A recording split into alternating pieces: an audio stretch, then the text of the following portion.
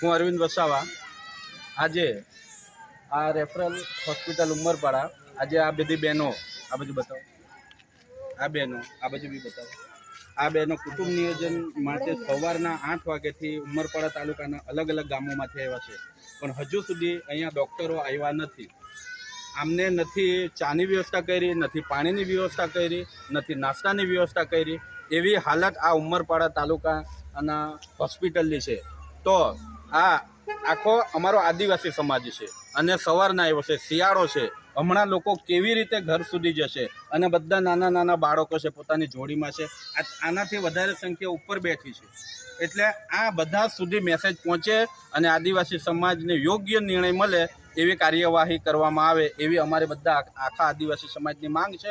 અને હું અરવિંદ વસાવા, દેવી બિરસા સેના અધ્યક્ષ, ઉમરપાડા તાલુકાનો કેવડી ગામનો રહેવાસી.